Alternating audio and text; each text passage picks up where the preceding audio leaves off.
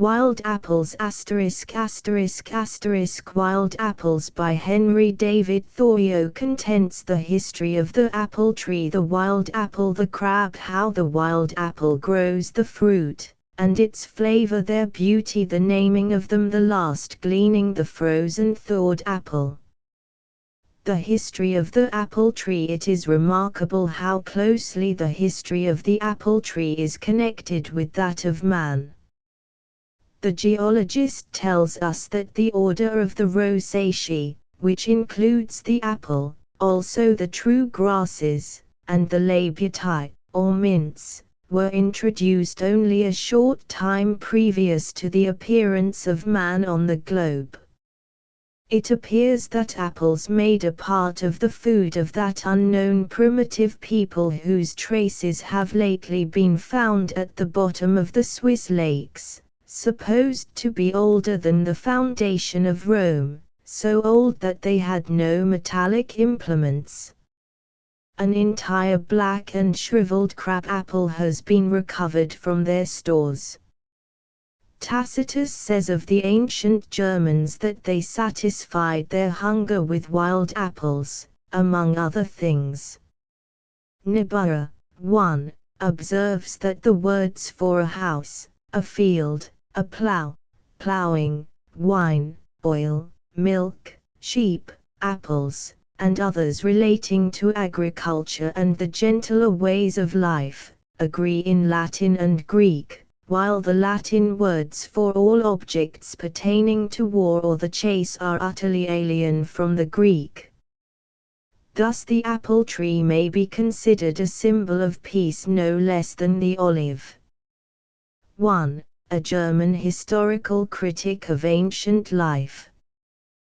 The apple was early so important, and so generally distributed, that its name traced to its root in many languages signifies fruit in general. Mlon, in Greek, means an apple, also the fruit of other trees, also a sheep and any cattle, and finally riches in general. The apple tree has been celebrated by the Hebrews, Greeks, Romans, and Scandinavians. Some have thought that the first human pair were tempted by its fruit. Goddesses are fabled to have contended for it, dragons were set to watch it, and heroes were employed to pluck it. 2. The Greek myths especially referred to the choice of Paris and the apples of the Hesperides. The tree is mentioned in at least 3 places in the Old Testament, and its fruit in 2 or 3 more.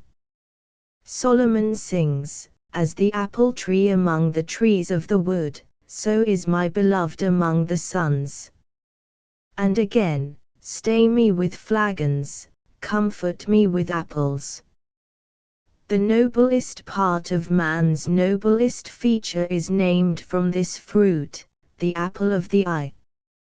The apple tree is also mentioned by Homer and Herodotus. Ulysses saw in the glorious garden of Alcinous pears and pomegranates and apple trees bearing beautiful fruit. And according to Homer, apples were among the fruits which Tantalus could not pluck, the wind ever blowing their boughs away from him. Theophrastus knew and described the apple tree as a botanist. According to the Prose Edda, 3, Iduna keeps in a box the apples which the gods, when they feel old age approaching, have only to taste of to become young again. It is in this manner that they will be kept in renovated youth until Ragnarok, or the destruction of the gods. 3. The stories of the early Scandinavians. I learn from Loudon, 4, that the ancient Welsh bards were rewarded for excelling in song by the token of the apple spray, and in the Highlands of Scotland the apple tree is the badge of the clan Lamont. 4. An English authority on the culture of orchards and gardens. The apple tree belongs chiefly to the northern temperate zone. Loudon says that it grows spontaneously in every part of Europe except the frigid zone, and throughout Western Asia, China and Japan. We have also 2 or 3 varieties of the apple indigenous in North America. The cultivated apple tree was first introduced into this country by the earliest settlers, and is thought to do as well or better here than anywhere else. Probably some of the varieties which are now cultivated were first introduced into Britain by the Romans.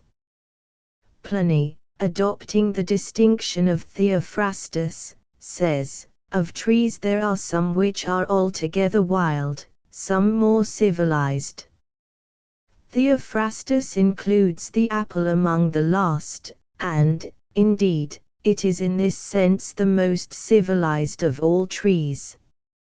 It is as harmless as a dove, as beautiful as a rose, and as valuable as flocks and herds.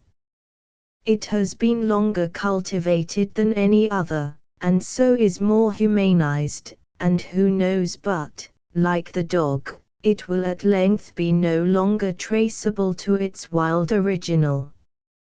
It migrates with man, like the dog and horse and cow, first, perchance, from Greece to Italy, thence to England, thence to America, and our Western emigrant is still marching steadily toward the setting sun with the seeds of the apple in his pocket, or perhaps a few young trees strapped to his load. At least 1 million apple trees are thus set farther westward this year than any cultivated ones grew last year. Consider how the blossom week, like the Sabbath, is thus annually spreading over the prairies, for when man migrates he carries with him not only his birds, quadrupeds, insects, vegetables, and his very sward, but his orchard also. The leaves and tender twigs are an agreeable food to many domestic animals, as the cow, horse, sheep, and goat, and the fruit is sought after by the first, as well as by the hog. Thus there appears to have existed a natural alliance between these animals and this tree from the first. The fruit of the crab in the forests of France is said to be a great resource for the wild boar. Not only the Indian, but many indigenous insects, birds, and quadrupeds, welcomed the apple tree to these shores. The tent caterpillar saddled her eggs on the very first twig that was formed, and it has since shared her affections with the wild cherry, and the cankerworm also in a measure abandoned the elm to feed on it. As it grew apace, the bluebird, robin, cherrybird, kingbird, and many more, came with haste and built their nests and warbled in its boughs, and so became orchard birds, and multiplied more than ever. It was an era in the history of their race. The downy woodpecker found such a savory morsel under its bark, that he perforated it in a ring quite round the tree before he left it, a thing which he had never done before, to my knowledge. It did not take the partridge long to find out how sweet its buds were, and every winter eve she flew, and still flies, from the wood, to pluck them, much to the farmer's sorrow. The rabbit, too, was not slow to learn the taste of its twigs and bark, and when the fruit was ripe, the squirrel half rolled, half carried it to his hole, and even the musquash crept up the bank from the brook at evening, and greedily devoured it, until he had worn a path in the grass there, and when it was frozen and thawed, the crow and the jay were glad to taste it occasionally. The owl crept into the first apple tree that became hollow, and fairly hooted with delight, finding it just the place for him, so, settling down into it, he has remained there ever since. My theme being the wild apple, I will merely glance at some of the seasons in the annual growth of the cultivated apple, and pass on to my special province. The flowers of the apple are perhaps the most beautiful of any tree, so copious and so delicious to both sight and scent. The walker is frequently tempted to turn and linger near some more than usually handsome one, whose blossoms are 2/3 expanded. How superior it is in these respects to the pear, whose blossoms are neither colored nor fragrant. By the middle of July, green apples are so large as to remind us of codling, and of the autumn. The sward is commonly strewed with little ones which fall stillborn, as it were, nature thus thinning them for us. The Roman writer Palladius said, "If apples are inclined to fall before their time, a stone placed in a split root will retain them." Some such notion, still surviving, may account for some of the stones which we see placed to be overgrown in the forks of trees. They have a saying in Suffolk, England, at Michaelmas time, or a little before, half an apple goes to the core.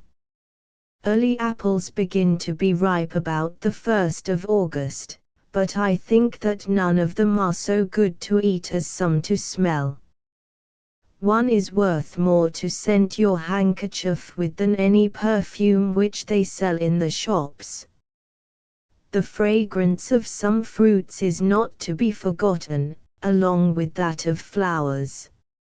Some nolly apple which I pick up in the road reminds me by its fragrance of all the wealth of Pomona. 5.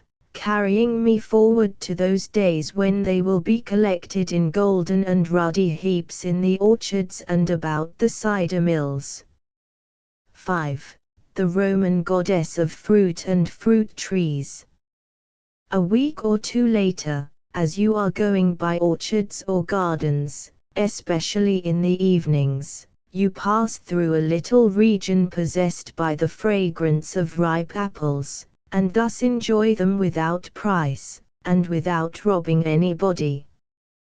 There is thus about all natural products a certain volatile and ethereal quality which represents their highest value, and which cannot be vulgarized, or bought and sold. No mortal has ever enjoyed the perfect flavor of any fruit, and only the godlike among men begin to taste its ambrosial qualities.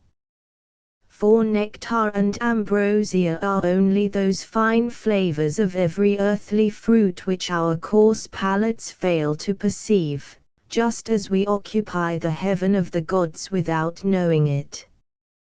When I see a particularly mean man carrying a load of fair and fragrant early apples to market, I seem to see a contest going on between him and his horse, on the one side, and the apples on the other, and, to my mind, the apples always gain it. Pliny says that apples are the heaviest of all things, and that the oxen begin to sweat at the mere sight of a load of them. Our driver begins to lose his load the moment he tries to transport them to where they do not belong, that is, to any but the most beautiful. Though he gets out from time to time, and feels of them, and thinks they are all there, I see the stream of their evanescent and celestial qualities going to heaven from his cart, while the pulp and skin and core only are going to market. They are not apples, but pomace. Are not these still Ijuna's apples, the taste of which keeps the gods forever young? And think you that they will let Loki or Thjasse carry them off to Jotunheim? 6. while they grow wrinkled and grey. No, for Ragnarok, or the destruction of the gods, is not yet. 6. Jotunheim, Tunheim, in Scandinavian mythology was the home of the Jotun or giants. Loki was a descendant of the gods, and a companion of the giants. Thjasi, Trc, was a giant. There is another thinning of the fruit, commonly near the end of August or in September, when the ground is strewn with windfalls, and this happens especially when high winds occur after rain. In some orchards you may see fully 3/4 of the whole crop on the ground, lying in a circular form beneath the trees, yet hard and green, or, if it is a hillside, rolled far down the hill. However, it is an ill wind that blows nobody any good. All the country over, people are busy picking up the windfalls, and this will make them cheap for early apple pies. In October, the leaves falling, the apples are more distinct on the trees. I saw one year in a neighboring town some trees fuller of fruit than I remember to have ever seen before, small yellow apples hanging over the road. The branches were gracefully drooping with their weight, like a barberry bush, so that the whole tree acquired a new character. Even the topmost branches, instead of standing erect, spread and drooped in all directions, and there were so many poles supporting the lower ones, that they looked like pictures of banyan trees. As an old English manuscript says, the more peelen the tree beareth the more sche boeth to the folk. Surely the apple is the noblest of fruits. Let the most beautiful or the swiftest have it. That should be the going price of apples. Between the 5th and 20th of October I see the barrels lie under the trees. And perhaps I talk with one who is selecting some choice barrels to fulfill an order. He turns a specked one over many times before he leaves it out. If I were to tell what is passing in my mind, I should say that every one was specked which he had handled, for he rubs off all the bloom, and those fugacious ethereal qualities leave it. Cool evenings prompt the farmers to make haste, and at length I see only the ladders here and there left leaning against the trees. It would be well if we accepted these gifts with more joy and gratitude, and did not think it enough simply to put a fresh load of compost about the tree.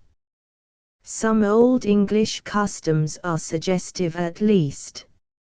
I find them described chiefly in Brand's Popular Antiquities. It appears that on Christmas Eve the farmers and their men in Devonshire take a large bowl of cider, with a toast in it, and carrying it in state to the orchard, they salute the apple trees with much ceremony, in order to make them bear well the next season. This salutation consists in throwing some of the cider about the roots of the tree, placing bits of the toast on the branches and then, encircling one of the best bearing trees in the orchard, they drink the following toast 3 several times. Here's to thee, old apple tree, whence thou mayst bud, and whence thou mayst blow, and whence thou mayst bear apples enow. Hats full, caps full, bushel, bushel, sacks full, and my pockets full, too. Hurrah! Also what was called apple howling used to be practiced in various counties of England on New Year's Eve. A troop of boys visited the different orchards, and, encircling the apple trees, repeated the following words: stand fast, root, bear well, top. Pray God send us a good howling crop, every twig, apples big, every bough, apples enow. They then shout in chorus, one of the boys accompanying them on a cow's horn. During this ceremony they rap the trees with their sticks. This is called wassailing the trees, and is thought by some to be a relic of the heathen sacrifice to Pomona. Herrick sings, wassail the trees that they may bear you many a plum and many a pear, for more or less fruits they will bring as you so give them wassailing. Our poets have as yet a better right to sing of cider than of wine, but it behooves them to sing better than English Phillips did, else they will do no credit to their muse. The wild apple, so much for the more civilized apple trees, urbaneares, as Pliny calls them. I love better to go through the old orchards of ungrafted apple trees, at whatever season of the year, so irregularly planted, sometimes two trees standing close together, and the rows so devious that you would think that they not only had grown while the owner was sleeping, but had been set out by him in a somnambulic state. The rows of grafted fruit will never tempt me to wander amid them like these. But I now, alas, speak rather from memory than from any recent experience, such ravages have been made. Some soils, like a rocky tract called the Easterbrooks country in my neighborhood, are so suited to the apple, that it will grow faster in them without any care, or if only the ground is broken up once a year, than it will in many places with any amount of care.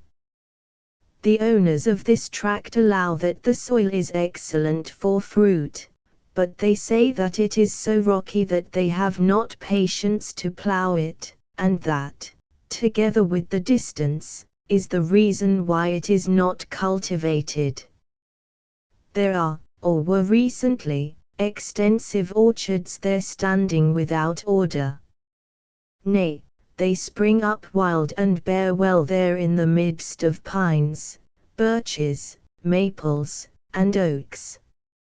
I am often surprised to see rising amid these trees the rounded tops of apple trees glowing with red or yellow fruit, in harmony with the autumnal tints of the forest.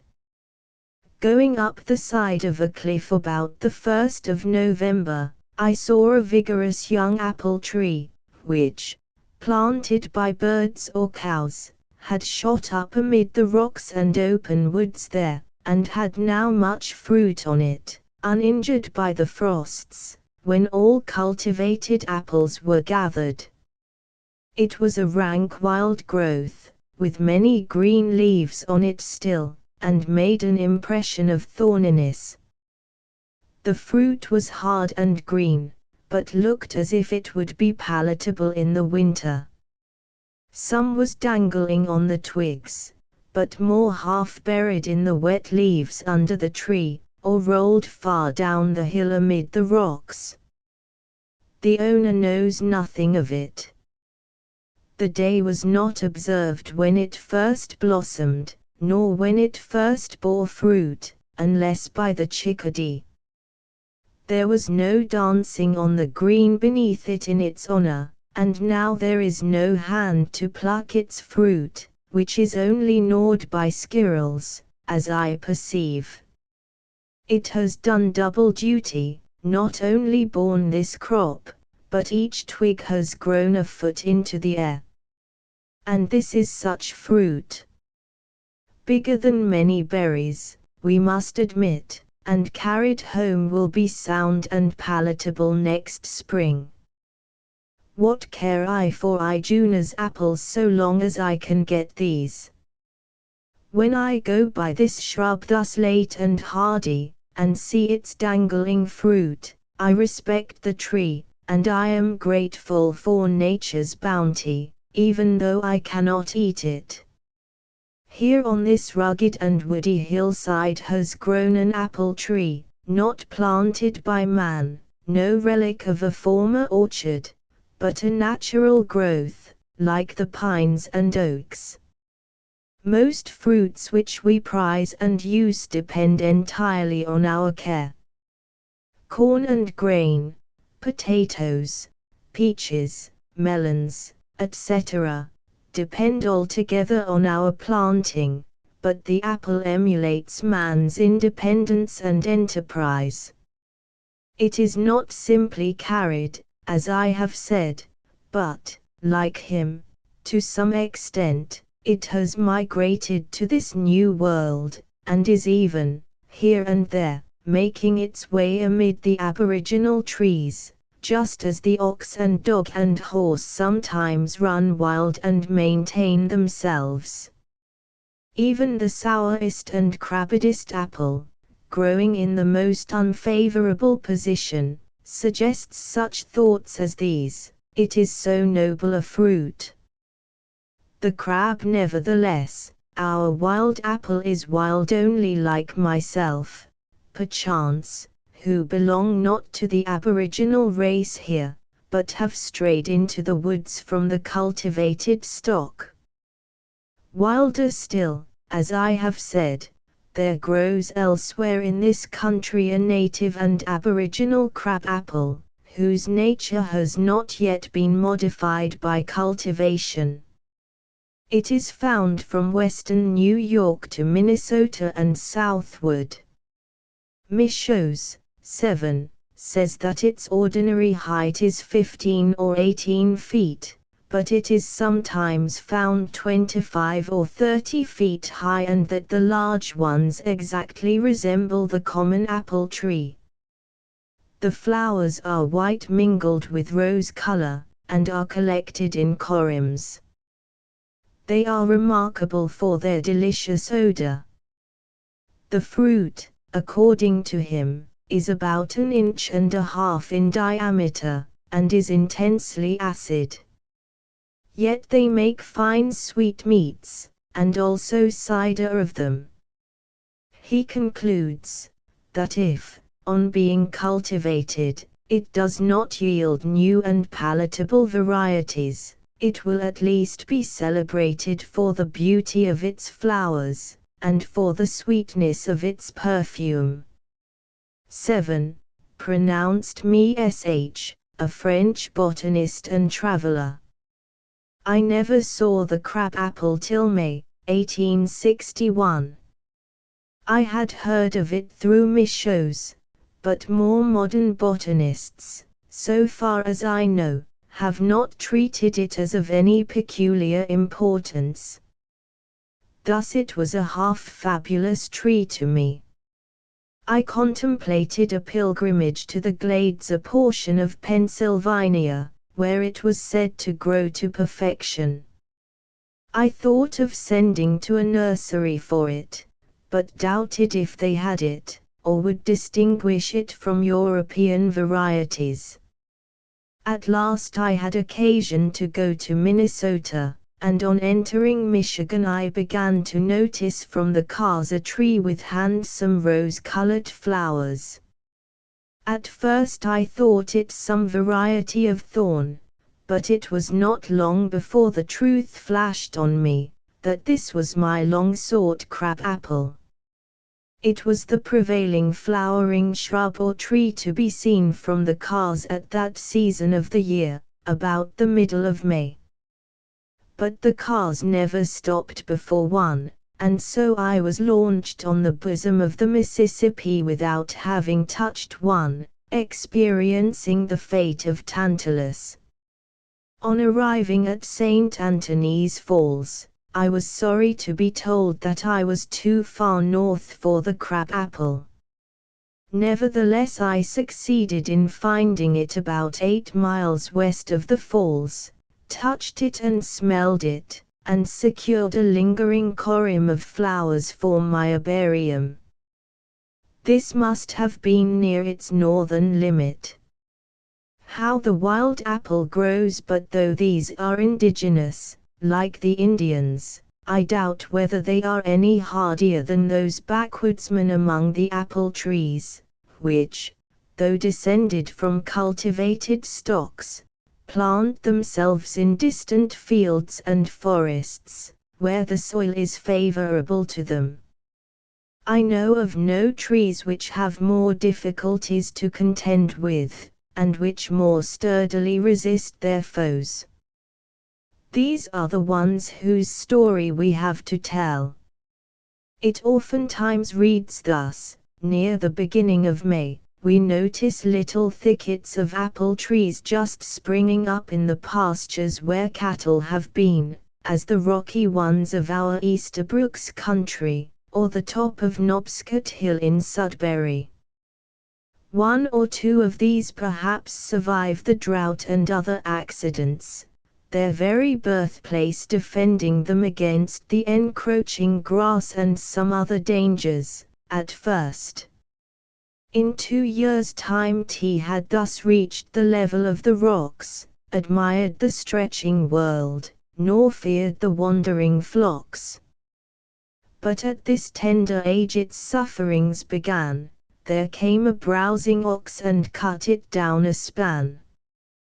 This time, perhaps, the ox does not notice it amid the grass, but the next year, when it has grown more stout, he recognizes it for a fellow emigrant from the old country, the flavor of whose leaves and twigs he well knows, and though at first he pauses to welcome it, and express his surprise, and gets for answer, "The same cause that brought you here brought me," he nevertheless browses it again, reflecting, it may be, that he has some title to it. Thus cut down annually, it does not despair, but, putting forth 2 short twigs for every one cut off, it spreads out low along the ground in the hollows or between the rocks, growing more stout and scrubby, until it forms, not a tree as yet, but a little pyramidal, stiff, twiggy mass, almost as solid and impenetrable as a rock. Some of the densest and most impenetrable clumps of bushes that I have ever seen, as well, on account of the closeness and stubbornness of their branches as of their thorns, have been these wild apple scrubs. They are more like the scrubby fir and black spruce on which you stand, and sometimes walk, on the tops of mountains, where cold is the demon they contend with, than anything else. No wonder they are prompted to grow thorns at last, to defend themselves against such foes. In their thorniness, however, there is no malice, only some malic acid. The rocky pastures of the tract I have referred to, for they maintain their ground best in a rocky field, are thickly sprinkled with these little tufts, reminding you often of some rigid grey mosses or lichens, and you see thousands of little trees just springing up between them, with the seeds still attached to them. Being regularly clipped all around each year by the cows, as a hedge with shears, they are often of a perfect conical or pyramidal form, from 1 to 4 feet high, and more or less sharp, as if trimmed by the gardener's art. In the pastures on Knobscot Hill and its spurs they make fine dark shadows when the sun is low. They are also an excellent covert from hawks for many small birds that roost and build in them. Whole flocks perch in them at night, and I have seen 3 robins' nests in one which was 6 feet in diameter. No doubt many of these are already old trees, if you reckon from the day they were planted, but infants still when you consider their development and the long life before them. I counted the annual rings of some which were just 1 foot high, and as wide as high, and found that they were about 12 years old, but quite sound and thrifty. They were so low that they were unnoticed by the walker, while many of their contemporaries from the nurseries were already bearing considerable crops. But what you gain in time is perhaps in this case, too, lost in power, that is, in the vigor of the tree. This is their pyramidal state. The cows continue to browse them thus for 20 years or more, keeping them down and compelling them to spread, until at last they are so broad that they become their own fence, when some interior shoot, which their foes cannot reach, darts upward with joy, for it has not forgotten its high calling, and bears its own peculiar fruit in triumph. Such are the tactics by which it finally defeats its bovine foes. Now, if you have watched the progress of a particular shrub, you will see that it is no longer a simple pyramid or cone, but out of its apex there rises a sprig or two, growing more lustily perchance than an orchard tree, since the plant now devotes the whole of its repressed energy to these upright parts. In a short time these become a small tree, an inverted pyramid resting on the apex of the other, so that the whole has now the form of a vast hourglass. The spreading bottom, having served its purpose, finally disappears, and the generous tree permits the now harmless cows to come in and stand in its shade, and rub against and redden its trunk, which has grown in spite of them, and even to taste a part of its fruit, and so disperse the seed. Thus the cows create their own shade and food, and the tree, its hourglass being inverted, lives a second life, as it were. It is an important question with some nowadays, whether you should trim young apple trees as high as your nose or as high as your eyes. The ox trims them up as high as he can reach, and that is about the right height, I think. In spite of wandering kine and other adverse circumstance, that despised shrub, valued only by small birds as a covert and shelter from hawks, has its blossom week at last, and in course of time its harvest, sincere, though small. By the end of some October, when its leaves have fallen, I frequently see such a central sprig, whose progress I have watched, when I thought it had forgotten its destiny, as I had, bearing its first crop of small green or yellow or rosy fruit, which the cows cannot get at over the bushy and thorny hedge which surrounds it, and I make haste to taste the new and undescribed variety. We have all heard of the numerous varieties of fruit invented by Van Mons, 8, and Knight. 9. This is the system of Van Cow, and she has invented far more and more memorable varieties than both of them. 8. A Belgian chemist and horticulturist. 9. An English vegetable physiologist. Through what hardships it may attain to bear a sweet fruit. Though somewhat small, it may prove equal, if not superior, in flavor to that which has grown in a garden, will perchance be all the sweeter and more palatable for the very difficulties it has had to contend with. Who knows but this chance wild fruit, planted by a cow or a bird on some remote and rocky hillside, where it is as yet unobserved by man, may be the choicest of all its kind, and foreign potentates shall hear of it, and royal societies seek to propagate it, though the virtues of the perhaps truly crabbed owner of the soil may never be heard of, at least, beyond the limits of his village. It was thus the porter and the Baldwin grew. Every wild apple shrub excites our expectation thus, somewhat as every wild child. It is, perhaps, a prince in disguise. What a lesson to man! So are human beings, referred to the highest standard, the celestial fruit which they suggest and aspire to bear, browsed on by fate, and only the most persistent and strongest genius defends itself and prevails, sends a tender scion upward at last, and drops its perfect fruit on the ungrateful earth. Poets and philosophers and statesmen thus spring up in the country pastures, and outlast the hosts of unoriginal men. Such is always the pursuit of knowledge.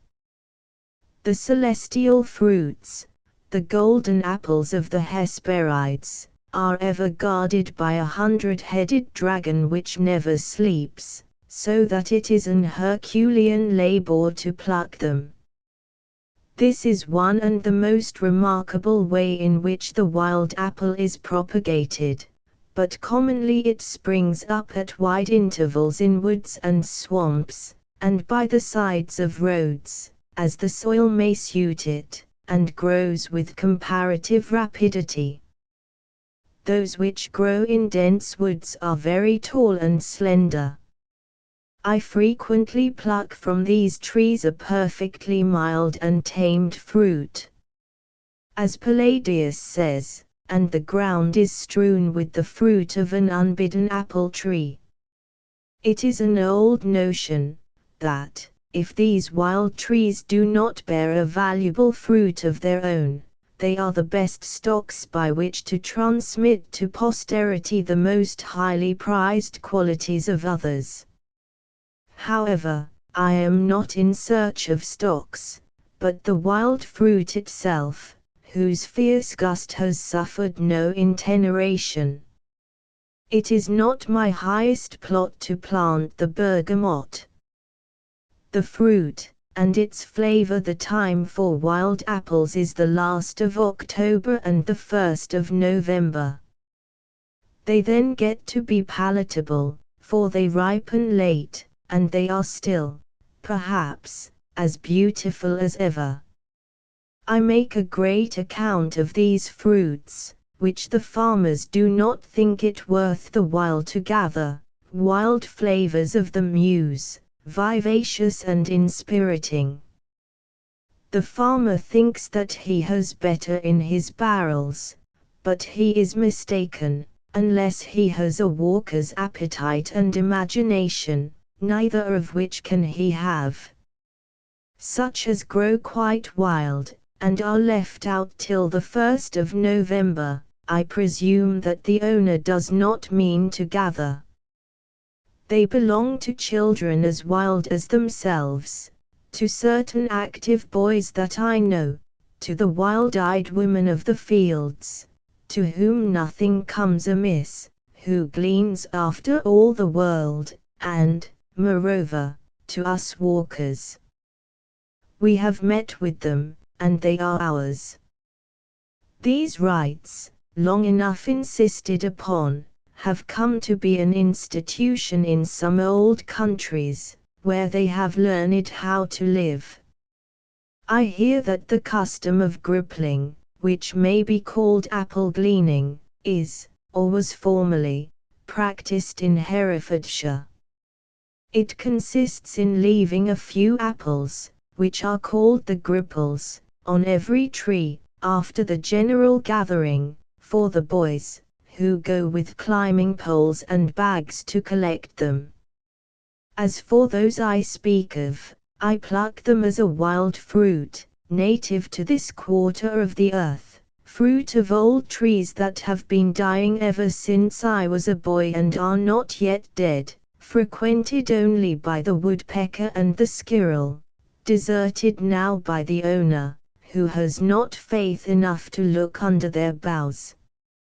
From the appearance of the tree top, at a little distance, you would expect nothing but lichens to drop from it, but your faith is rewarded by finding the ground strewn with spirited fruit, some of it, perhaps, collected at squirrel holes, with the marks of their teeth by which they carried them, some containing a cricket or two silently feeding within, and some, especially in damp days, a shellless snail. The very sticks and stones lodged in the tree-top might have convinced you of the savouriness of the fruit which has been so eagerly sought after in past years.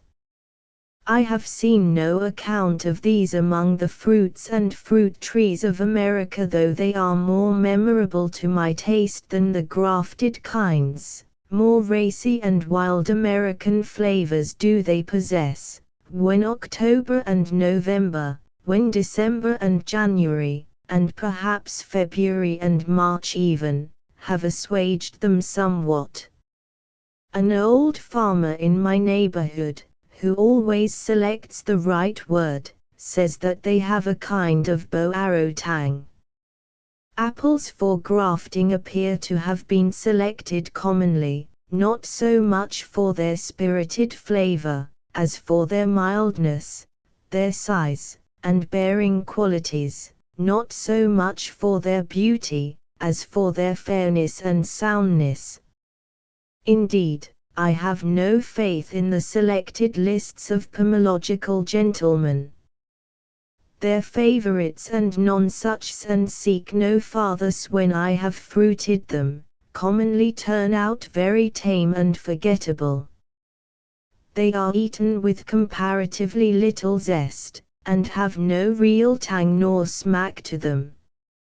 What if some of these wildings are acrid and puckery, genuine verjuice?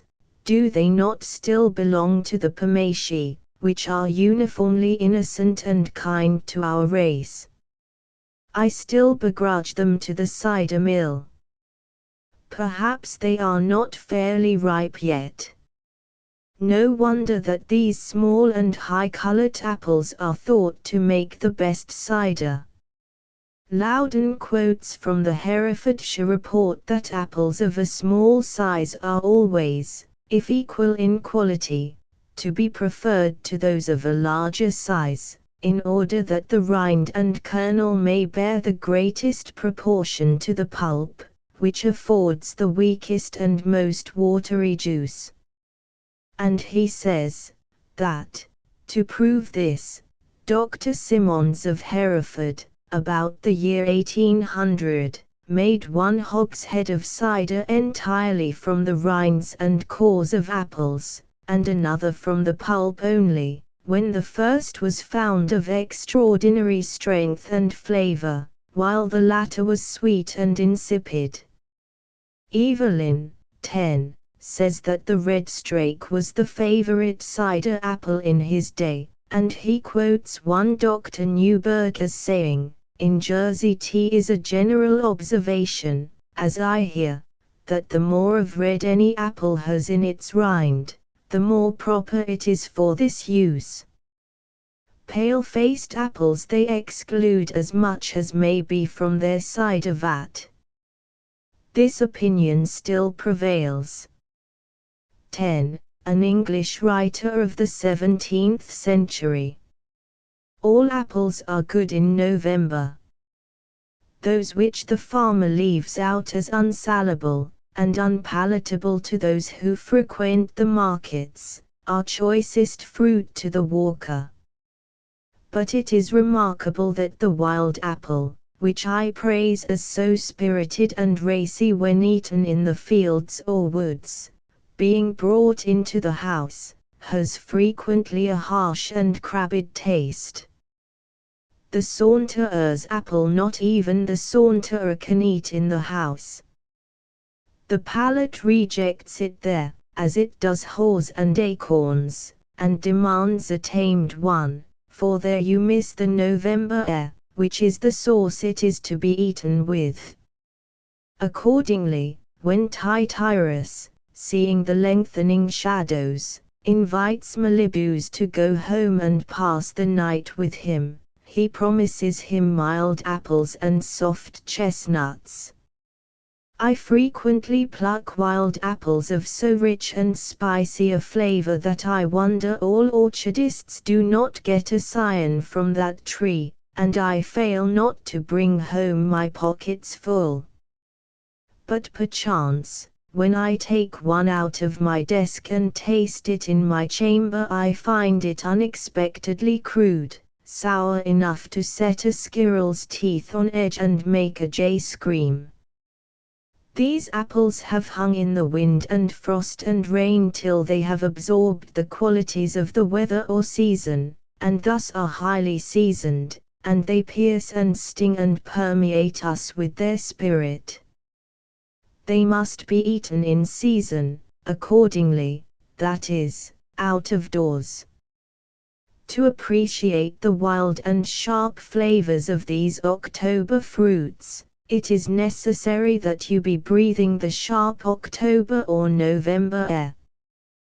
The outdoor air and exercise which the walker gets give a different tone to his palate, and he craves a fruit which the sedentary would call harsh and crabbed. They must be eaten in the fields, when your system is all aglow with exercise, when the frosty weather nips your fingers, the wind rattles the bare boughs or rustles the few remaining leaves, and the jay is heard screaming around. What is sour in the house a bracing walk makes sweet. Some of these apples might be labeled, to be eaten in the wind. Of course no flavors are thrown away, they are intended for the taste that is up to them. Some apples have two distinct flavors, and perhaps one half of them must be eaten in the house, the other outdoors. One Peter Whitney wrote from Northborough in 1782, for the Proceedings of the Boston Academy, describing an apple tree in that town producing fruit of opposite qualities, part of the same apple being frequently sour and the other sweet, also some all sour, and others all sweet, and this diversity on all parts of the tree. There is a wild apple on Norshawtuck Hill in my town which has to me a peculiarly pleasant bitter tang, not perceived till it is 3/4 tasted. It remains on the tongue. As you eat it, it smells exactly like a squash bug. It is a sort of triumph to eat and relish it. I hear that the fruit of a kind of plum tree in Provence is called prunes siberiales, because it is impossible to whistle after having eaten them, from their sourness. But perhaps they were only eaten in the house and in summer, and if tried out of doors in a stinging atmosphere, who knows but you could whistle an octave higher and clearer. In the fields only are the sours and bitters of nature appreciated, just as the woodchopper eats his meal in a sunny glade, in the middle of a winter day, with content, basks in a sunny ray there, and dreams of summer in a degree of cold which, experienced in a chamber, would make a student miserable. They who are at work abroad are not cold, but rather it is they who sit shivering in houses. As with temperatures, so with flavors, as with cold and heat, so with sour and sweet. This natural raciness, the sours and bitters which the diseased palate refuses, are the true condiments. Let your condiments be in the condition of your senses.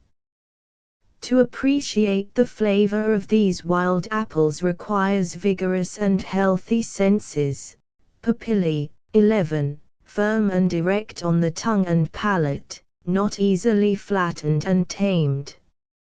11. A Latin word, accent on the second syllable, meaning here the rough surface of the tongue and palate. From my experience with wild apples, I can understand that there may be reason for a savage's preferring many kinds of food which the civilized man rejects. The former has the palate of an outdoor man. It takes a savage or wild taste to appreciate a wild fruit. What a healthy out-of-door appetite it takes to relish the apple of life, the apple of the world, then. Nor is it every apple I desire, nor that which pleases every palate best. Tea is not the lasting ducan I require, nor yet the red-cheeked greening I request, nor that which first beshrewed the name of wife, nor that whose beauty caused the golden strife. No, no. Bring me an apple from the tree of life.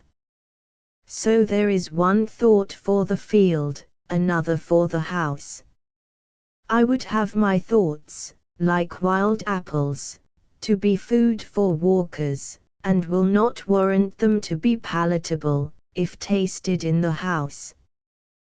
Their beauty almost all wild apples are handsome. They cannot be too gnarly and crabbed and rusty to look at. The gnarliest will have some redeeming trace even to the eye. You will discover some evening redness dashed or sprinkled on some protuberance or in some cavity. It is rare that the summer lets an apple go without streaking or spotting it on some part of its sphere. It will have some red stains, commemorating the mornings and evenings it has witnessed, some dark and rusty blotches, in memory of the clouds and foggy, mildewy days that have passed over it, and a spacious field of green reflecting the general face of nature, green even as the fields, or a yellow ground, which implies a milder flavor, yellow as the harvest, or russet as the hills. Apples, these I mean, unspeakably fair, apples not of discord, but concord.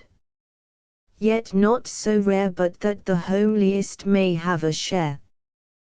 Painted by the frosts, some a uniform clear bright yellow, or red, or crimson, as if their spheres had regularly revolved, and enjoyed the influence of the sun on all sides alike, some with the faintest pink blush imaginable, some brindled with deep red streaks like a cow, or with hundreds of fine blood-red rays running regularly from the stem dimple to the blossom end, like meridional lines, on a straw-colored ground, some touched with a greenish rust, like a fine lichen, here and there, with crimson blotches or eyes more or less confluent and fiery when wet, and others gnarly, and freckled or peppered all over on the stem side with fine crimson spots on a white ground, as if accidentally sprinkled from the brush of him who paints the autumn leaves.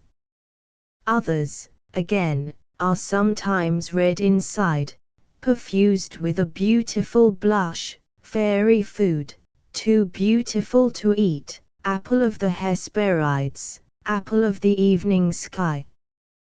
But like shells and pebbles on the seashore, they must be seen as they sparkle amid the withering leaves in some dell in the woods, in the autumnal air, or as they lie in the wet grass, and not when they have wilted and faded in the house.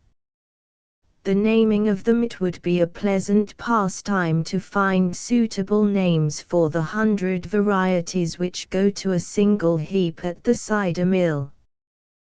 Would it not tax a man's invention, no one to be named after a man, and all in the lingua vernacular? 12. Who shall stand godfather at the christening of the wild apples?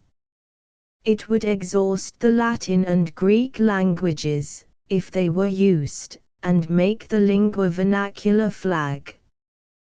We should have to call in the sunrise and the sunset, the rainbow and the autumn woods and the wild flowers, and the woodpecker and the purple finch, and the squirrel and the jay and the butterfly, the November traveler and the truant boy, to our aid.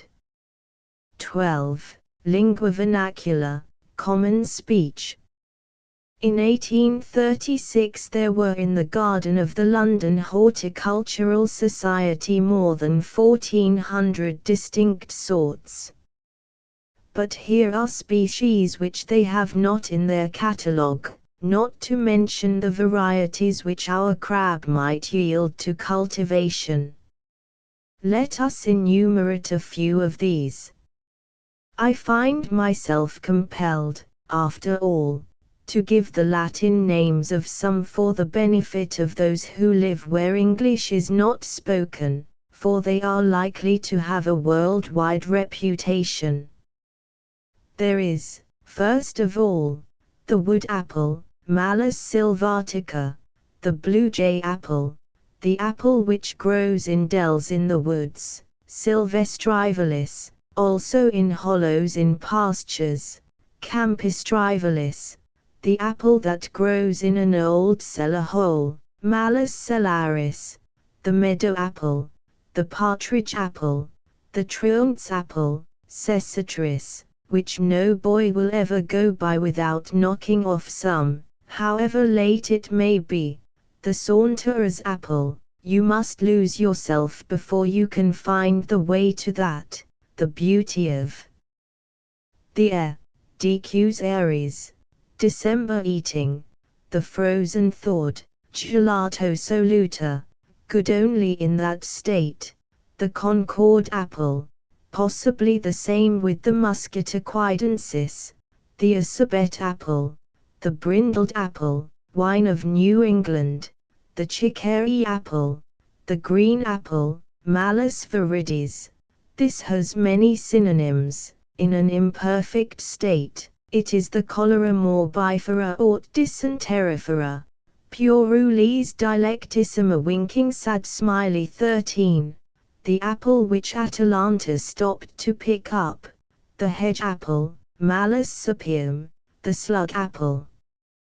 Limacia, the railroad apple, which perhaps came from a core thrown out of the cars, the apple whose fruit we tasted in our youth, our particular apple, not to be found in any catalogue, Pedestrium salatium winking sad smiley 14, also the apple where hangs the forgotten scythe, Ijuna's apples, and the apples which Loki found in the wood, and a great many more I have on my list, too numerous to mention, all of them good. As Bodeus exclaims, referring to the cultivated kinds, and adapting Virgil to his case, so I, adapting Bodeus, not if I had 100 tongues, 100 mouths, an iron voice, could I describe all the forms and reckon up all the names of these wild apples. 13. The apple that brings the disease of cholera and of dysentery, the fruit that small boys like best. 14. The tramp's comfort. The last gleaning by the middle of November the wild apples have lost some of their brilliancy, and have chiefly fallen. A great part are decayed on the ground, and the sound ones are more palatable than before. The note of the chickadee sounds now more distinct, as you wander amid the old trees, and the autumnal dandelion is half closed and tearful. But still, if you are a skillful gleaner, you may get many a pocketful even of grafted fruit, long after apples are supposed to be gone out of doors. I know a blue pearmain tree, growing within the edge of a swamp, almost as good as wild. You would not suppose that there was any fruit left there, on the first survey, but you must look according to system. Those which lie exposed are quite brown and rotten now, or perchance a few still show one blooming cheek here and there amid the wet leaves. Nevertheless, with experienced eyes, I explore amid the bare alders and the huckleberry bushes and the withered sedge, and in the crevices of the rocks, which are full of leaves, and pry under the fallen and decaying ferns, which, with apple and alder leaves, thickly strew the ground. For I know that they lie concealed, fallen into hollows long since and covered up by the leaves of the tree itself, a proper kind of packing. From these lurking places, anywhere within the circumference of the tree, I draw forth the fruit, all wet and glossy, may be nibbled by rabbits and hollowed out by crickets and perhaps with a leaf or two cemented to it, as Curzon, 15, an old manuscript from a monastery's mouldy cellar, but still with a rich bloom on it, and at least as ripe and well kept, if not better than those in barrels, more crisp and lively than they. If these resources fail to yield anything, I have learned to look between the bases of the suckers which spring thickly from some horizontal limb, for now and then one lodges there, or in the very midst of an alder clump, where they are covered by leaves, safe from cows which may have smelled them out. If I am sharp set, for I do not refuse the blue pearmain, I fill my pockets on each side, and as I retrace my steps in the frosty eve, being perhaps 4 or 5 miles from home, I eat one first from this side, and then from that, to keep my balance. 15. Robert Curzon was a traveler who searched for old manuscripts in the monasteries of the Levant. See his book, Ancient Monasteries of the East. I learn from Topsell's Gessner, whose authority appears to be Albertus, that the following is the way in which the hedgehog collects and carries home his apples. He says, his meat is apples, worms, or grapes. When he findeth apples or grapes on the earth, he rolleth himself upon them, until he have filled all his prickles, and then carrieth them home to his den, never bearing above one in his mouth, and if it fortune that one of them fall off by the way, he likewise shaketh off all the residue, and walloweth upon them afresh, until they be all settled upon his back again. So, forth he goeth, making a noise like a cart-wheel, and if he have any young ones in his nest, they pull off his load wherewithal he is loaded, eating thereof what they please, and laying up the residue for the time to come. The frozen thawed apple toward the end of November, though some of the sound ones are yet more mellow and perhaps more edible, they have generally, like the leaves, lost their beauty, and are beginning to freeze. It is finger cold, and prudent farmers get in their barreled apples, and bring you the apples and cider which they have engaged, for it is time to put them into the cellar. Perhaps a few on the ground show their red cheeks above the early snow, and occasionally some even preserve their color and soundness under the snow throughout the winter. But generally at the beginning of the winter they freeze hard, and soon, though undecayed, acquire the color of a baked apple. Before the end of December, generally, they experience their first thawing. Those which a month ago were sour, crabbed, and quite unpalatable to the civilized taste, such at least as were frozen while sound, let a warmer sun come to thaw them, for they are extremely sensitive to its rays, are found to be filled with a rich, sweet cider, better than any bottled cider that I know of, and with which I am better acquainted than with wine. All apples are good in this state, and your jaws are the cider press. Others, which have more substance, are a sweet and luscious food, in my opinion of more worth than the pineapples which are imported from the West Indies. Those which lately even I tasted only to repent of it, for I am semi-civilized, which the farmer willingly left on the tree, I am now glad to find have the property of hanging on like the leaves of the young oaks. It is a way to keep cider sweet without boiling. Let the frost come to freeze them first, solid as stones, and then the rain or a warm winter day to thaw them, and they will seem to have borrowed a flavor from heaven through the medium of the air in which they hang. Or perchance you find, when you get home, that those which rattled in your pocket have thawed, and the ice is turned to cider. But after the third or fourth freezing and thawing they will not be found so good. What are the imported half-ripe fruits of the torrid south to this fruit matured by the cold of the frigid north? These are those crabbed apples with which I cheated my companion, and kept a smooth face that I might tempt him to eat. Now we both greedily fill our pockets with them, bending to drink the cup and save our lappets from the overflowing juice, and grow more social with their wine. Was there one that hung so high and sheltered by the tangled branches that our sticks could not dislodge it?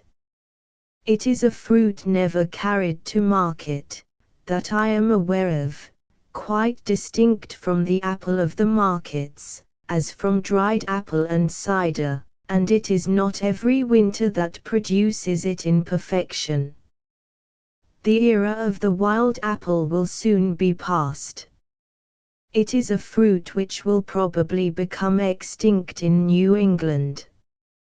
You may still wander through old orchards of native fruit of great extent, which for the most part went to the cider mill, now all gone to decay. I have heard of an orchard in a distant town, on the side of a hill, where the apples rolled down and lay 4 feet deep against a wall on the lower side, and this the owner cut down for fear they should be made into cider.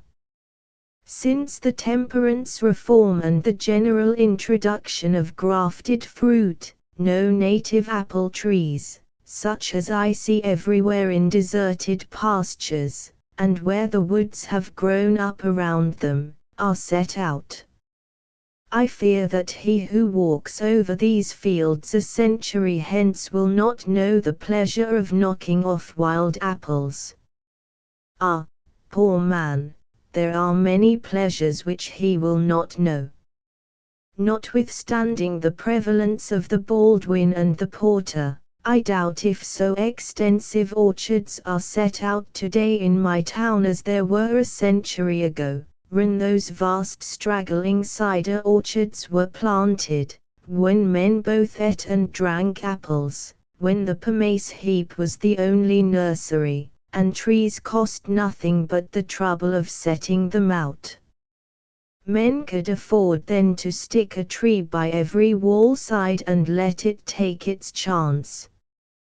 I see nobody planting trees today in such out-of-the-way places, along the lonely roads and lanes, and at the bottom of dells in the wood. Now that they have grafted trees, and pay a prix for them, they collect them into a plat by their houses, and fence them in, and the end of it all will be that we shall be compelled to look for our apples in a barrel. This is the word of the Lord that came to Joel the son of Pethuel. Hear this, ye old men, and give ear, all ye inhabitants of the land. Hath this been in your days, or even in the days of your fathers? That which the palmer wormeth lefteth the locust eaten, and that which the locust hath lefteth the cankerworm eaten, and that which the cankerworm hath lefteth the caterpillar eaten. Awake, ye drunkards, and weep, and howl, all ye drinkers of wine, because of the new wine, for it is cut off from your mouth. For a nation is come up upon my land, strong, and without number, whose teeth are the teeth of a lion, and he hath the cheek teeth of a great lion. He hath laid my vine waste, and barked my fig tree, he hath made it clean bare, and cast it away, the branches thereof are made white. Be ye ashamed, O ye husbandmen, howl, O ye vine dressers. The vine is dried up, and the fig tree languisheth, the pomegranate tree, the palm tree also, and the apple tree, even all the trees of the field, are withered, because joy is withered away from the sons of men. 16, Joel, chapter I, verses 1-12. ****** End of the Project Gutenberg ebook Wild Apples ****** Updated editions will replace the previous one, the old editions will be renamed. Creating the works from print editions not protected by U.S. copyright law means that no one owns a United States copyright in these works, so the Foundation, and you, can copy and distribute it in the United States without permission and without paying copyright royalties. Special rules, set forth in the general terms of use part of this license, apply to copying and distributing Project Gutenberg trademark symbol electronic works to protect the Project Gutenberg trademark symbol concept and trademark. Project Gutenberg is a registered trademark, and may not be used if you charge for an ebook, except by following the terms of the trademark license, including paying royalties for use of the Project Gutenberg trademark. If you do not charge anything for copies of this ebook, complying with the trademark license is very easy. You may use this ebook for nearly any purpose such as creation of derivative works, reports, performances and research. Project Gutenberg ebooks may be modified and printed and given away. You may do practically anything in the United States with ebooks not protected by U.S. copyright law. Redistribution is subject to the trademark license, especially commercial redistribution. Start. Full license. The full Project Gutenberg license. Please read this before you distribute or use this work to protect the Project Gutenberg trademark symbol mission of promoting the free distribution of electronic works, by using or distributing this work, or any other work associated in any way with the phrase Project Gutenberg. You agree to comply with all the terms of the full Project Gutenberg trademark symbol license available with this file or online at www.gutenberg.org/license. Section 1. General Terms of Use and Redistributing Project Gutenberg Trademark Symbol Electronic Works 1.0. By reading or using any part of this Project Gutenberg trademark symbol electronic work, you indicate that you have read, understand, agree to and accept all the terms of this license and intellectual property, trademark/copyright, agreement. If you do not agree to abide by all the terms of this agreement, you must cease using and return or destroy all copies of Project Gutenberg trademark symbol electronic works in your possession. If you paid a fee for obtaining a copy of or access to a Project Gutenberg trademark symbol electronic work and you do not agree to be bound by the terms of this agreement, you may obtain a refund from the person or entity to whom you paid the fee as set forth in paragraph 1.e.8. 1.b Project Gutenberg is a registered trademark. It may only be used on or associated in any way with an electronic work by people who agree to be bound by the terms of this agreement. There are a few things that you can do with most Project Gutenberg trademark symbol electronic works even without complying with the full terms of this agreement. See paragraph 1.c below.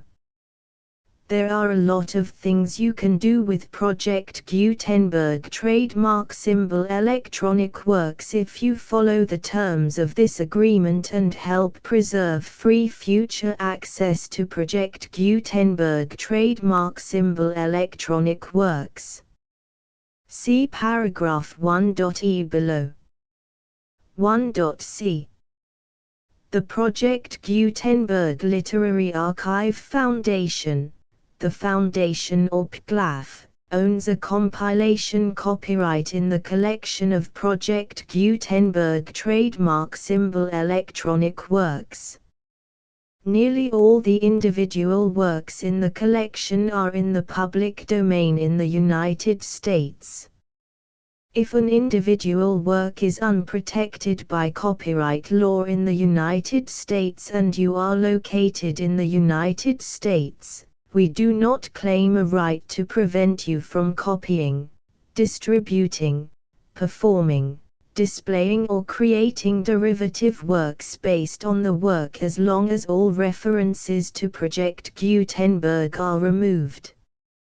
Of course, we hope that you will support the Project Gutenberg trademark symbol mission of promoting free access to electronic works by freely sharing Project Gutenberg trademark symbol works in compliance with the terms of this agreement for keeping the Project Gutenberg trademark symbol name associated with the work. You can easily comply with the terms of this agreement by keeping this work in the same format with its attached full Project Gutenberg trademark symbol license when you share it without charge with others. 1.d The copyright laws of the place where you are located also govern what you can do with this work. Copyright laws in most countries are in a constant state of change. If you are outside the United States, check the laws of your country in addition to the terms of this agreement before downloading, copying, displaying, performing, distributing or creating derivative works based on this work or any other Project Gutenberg trademark symbol work. The Foundation makes no representations concerning the copyright status of any work in any country other than the United States. 1.e Unless you have removed all references to Project Gutenberg. 1.e.1 The following sentence, with active links to, or other immediate access to, the full Project Gutenberg trademark symbol license must appear prominently whenever any copy of a Project Gutenberg trademark symbol work, any work on which the phrase Project Gutenberg appears, or with which the phrase Project Gutenberg is associated, is accessed, displayed, performed, viewed, copied or distributed. This ebook is for the use of anyone anywhere in the United States and most other parts of the world at no cost and with almost no restrictions whatsoever. You may copy it, give it away or reuse it under the terms of the Project Gutenberg license included with this ebook or online at www.gutenberg.org. If you are not located in the United States, you will have to check the laws of the country where you are located before using this ebook. 1.e.2 If an individual Project Gutenberg trademark symbol electronic work is derived from texts not protected by U.S. copyright law, does not contain a notice indicating that it is posted with permission of the copyright holder, the work can be copied and distributed to anyone in the United States without paying any fees or charges. If you are redistributing or providing access to a work with the phrase Project Gutenberg associated with or appearing on the work, you must comply either with the requirements of paragraphs 1.e.1 through 1.e.7 or obtain permission for the use of the work and the Project Gutenberg trademark symbol trademark as set forth in paragraphs 1.e.8 or 1.e.9. 1.e.3 If an individual Project Gutenberg trademark symbol electronic work is posted with the permission of the copyright holder, your use and distribution must comply with both paragraphs 1.e.1 through 1.e.7 and any additional terms imposed by the copyright holder. Additional terms will be linked to the Project Gutenberg trademark symbol license for all works posted with the permission of the copyright holder found at the beginning of this work. 1.e.4 Do not unlink or detach or remove the full Project Gutenberg trademark symbol license terms from this work, or any files containing a part of this work or any other work associated with Project Gutenberg trademark symbol. 1.e.5 Do not copy, display, perform, distribute or redistribute this electronic work, or any part of this electronic work, without prominently displaying the sentence set forth in paragraph 1.e.1 with active links or immediate access to the full terms of the Project Gutenberg trademark symbol license. 1.e.6 You may convert to and distribute this work in any binary, compressed, marked up, non-proprietary or proprietary form, including any word processing or hypertext form. However, if you provide access to or distribute copies of a Project Gutenberg trademark symbol work in a format other than plain vanilla ASCII or other format used in the official version posted on the official Project Gutenberg trademark symbol website, www.gutenberg.org, you must, at no additional cost, fee or expense to the user, provide a copy, a means of exporting a copy, or a means of obtaining a copy upon request, of the work in its original plain vanilla ASCII or other form. Any alternate format must include the full Project Gutenberg trademark symbol license as specified in paragraph 1.e.1. 1.e.7 Do not charge a fee for access to, viewing, displaying, performing, copying or distributing any Project Gutenberg trademark symbol works unless you comply with paragraph 1.e.8 or 1.e.9. 1.e.8 You may charge a reasonable fee for copies of or providing access to or distributing Project Gutenberg trademark symbol electronic works provided that You pay a royalty fee of 20% of the gross profits you derive from the use of Project Gutenberg trademark symbol works calculated using the method you already use to calculate your applicable taxes. The fee is owed to the owner of the Project Gutenberg trademark symbol trademark, but he has agreed to donate royalties under this paragraph to the Project Gutenberg Literary Archive Foundation. Royalty payments must be paid within 60 days following each date on which you prepare, or are legally required to prepare, your periodic tax returns. Royalty payments should be clearly marked as such and sent to the Project Gutenberg Literary Archive Foundation at the address specified in Section 4. Information about donations to the Project Gutenberg Literary Archive Foundation. You provide a full refund of any money paid by a user who notifies you in writing, or by email, within 30 days of receipt that he does not agree to the terms of the full Project Gutenberg trademark symbol license. You must require such a user to return or destroy all copies of the works possessed in a physical medium and discontinue all use of and all access to other copies of Project Gutenberg trademark symbol works.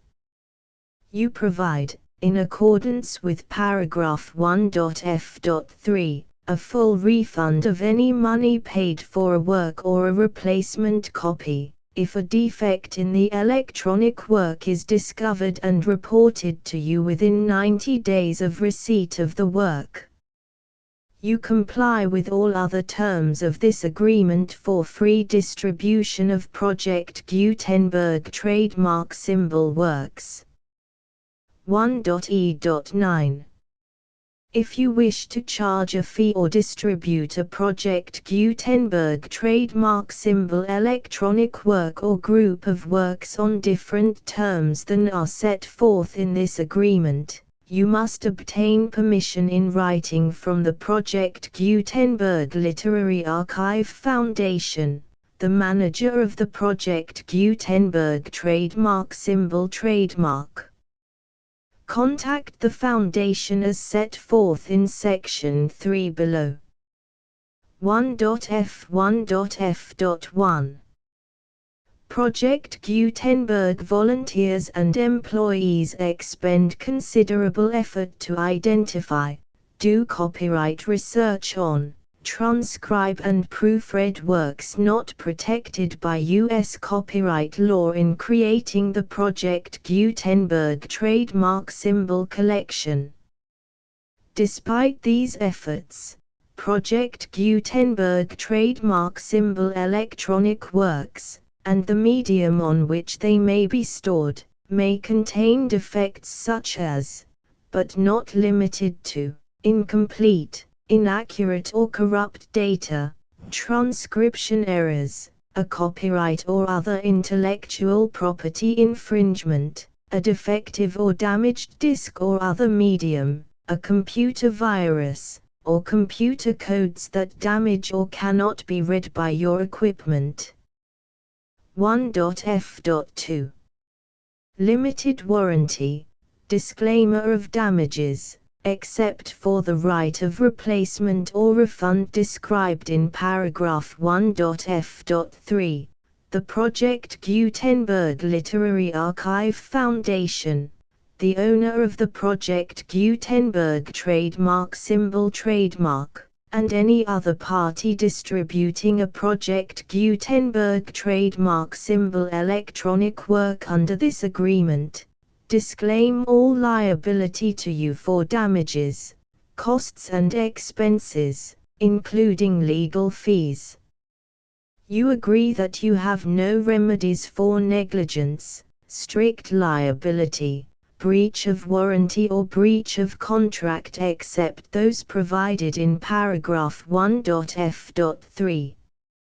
You agree that the Foundation, the trademark owner, and any distributor under this agreement will not be liable to you for actual, direct, indirect, consequential, punitive or incidental damages even if you give notice of the possibility of such damage.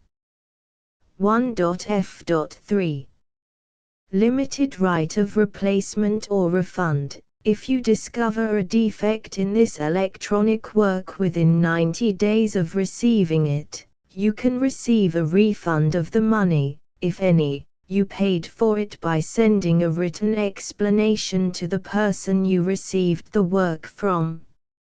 If you received the work on a physical medium, you must return the medium with your written explanation. The person or entity that provided you with the defective work may elect to provide a replacement copy in lieu of a refund. If you received the work electronically, the person or entity providing it to you may choose to give you a second opportunity to receive the work electronically in lieu of a refund. If the second copy is also defective, you may demand a refund in writing without further opportunities to fix the problem. 1.f.4 Except for the limited right of replacement or refund set forth in paragraph 1.f.3, this work is provided to you as is, with no other warranties of any kind, express or implied, including but not limited to warranties of merchantability or fitness for any purpose. 1.f.5 Some states do not allow disclaimers of certain implied warranties or the exclusion or limitation of certain types of damages. If any disclaimer or limitation set forth in this agreement violates the law of the state applicable to this agreement, the agreement shall be interpreted to make the maximum disclaimer or limitation permitted by the applicable state law. The invalidity or unenforceability of any provision of this agreement shall not void the remaining provisions. 1.f.6 Indemnity. You agree to indemnify and hold the foundation, the trademark owner, any agent or employee of the foundation, anyone providing copies of Project Gutenberg trademark symbol electronic works in accordance with this agreement, and any volunteers associated with the production, promotion and distribution of Project Gutenberg trademark symbol electronic works, harmless from all liability, costs and expenses, including legal fees, that arise directly or indirectly from any of the following which you do or cause to occur. A. Distribution of this or any Project Gutenberg trademark symbol work. B. Alteration, modification, or additions or deletions to any Project Gutenberg trademark symbol work, and C. Any defect you cause. Section 2. Information about the mission of Project Gutenberg trademark symbol. Project Gutenberg trademark symbol is synonymous with the free distribution of electronic works in formats readable by the widest variety of computers, including obsolete, old, middle-aged and new computers. It exists because of the efforts of hundreds of volunteers and donations from people in all walks of life. Volunteers and financial support to provide volunteers with the assistance they need are critical to reaching Project Gutenberg trademark symbol's goals and ensuring that the Project Gutenberg trademark symbol collection will remain freely available for generations to come. In 2001, The Project Gutenberg Literary Archive Foundation was created to provide a secure and permanent future for Project Gutenberg trademark symbol and future generations. To learn more about the Project Gutenberg Literary Archive Foundation and how your efforts and donations can help, see sections 3 and 4 and the Foundation information page at www.gutenberg.org. Section 3. Information about the Project Gutenberg Literary Archive Foundation. The Project Gutenberg Literary Archive Foundation is a non-profit 501(c)(3) educational corporation organized under the laws of the state of Mississippi and granted tax-exempt status by the Internal Revenue Service. The Foundation's IN or Federal Tax Identification Number is 64-6221541. Contributions to the Project Gutenberg Literary Archive Foundation are tax-deductible to the full extent permitted by U.S. federal laws and your state's laws. The Foundation's business office is located at 809 North 1500 West, Salt Lake City, UT 84116, 801-596-1887. Email contact links and up-to-date contact information can be found at the Foundation's website and official page at www.gutenberg.org/contact section 4. Information about donations to the Project Gutenberg Literary Archive Foundation. Project Gutenberg trademark symbol depends upon and cannot survive without widespread public support and donations to carry out its mission of increasing the number of public domain and licensed works that can be freely distributed in machine-readable form accessible by the widest array of equipment including outdated equipment. Many small donations, $1 to $5,000, are particularly important to maintaining tax-exempt status with the IRS. The Foundation is committed to complying with the laws regulating charities and charitable donations in all 50 states of the United States. Compliance requirements are not uniform and it takes a considerable effort, much paperwork and many fees to meet and keep up with these requirements. We do not solicit donations in locations where we have not received written confirmation of compliance. To send donations or determine the status of compliance for any particular state, visit www.gutenberg.org/donate. While we cannot and do not solicit contributions from states where we have not met the solicitation requirements, we know of no prohibition against accepting unsolicited donations from donors in such states who approach us with offers to donate.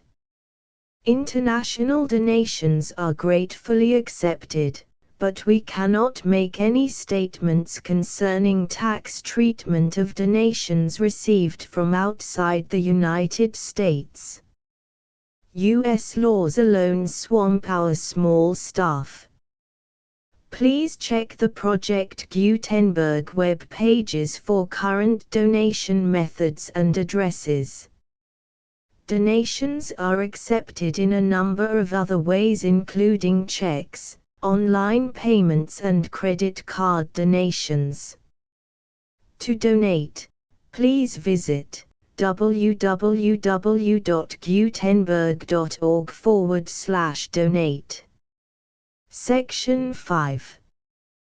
General information about Project Gutenberg trademark symbol electronic works. Professor Michael S. Hart was the originator of the Project Gutenberg trademark symbol concept of a library of electronic works that could be freely shared with anyone. For 40 years, he produced and distributed Project Gutenberg trademark symbol ebooks with only a loose network of volunteer support. Project Gutenberg trademark symbol ebooks are often created from several printed editions, all of which are confirmed as not protected by copyright in the US unless a copyright notice is included. Thus, we do not necessarily keep ebooks in compliance with any particular paper edition. Most people start at our website, which has the main PG search facility, www.gutenberg.org. This website includes information about Project Gutenberg trademark symbol, including how to make donations to the Project Gutenberg Literary Archive Foundation, how to help produce our new ebooks, and how to subscribe to our email newsletter to hear about new ebooks.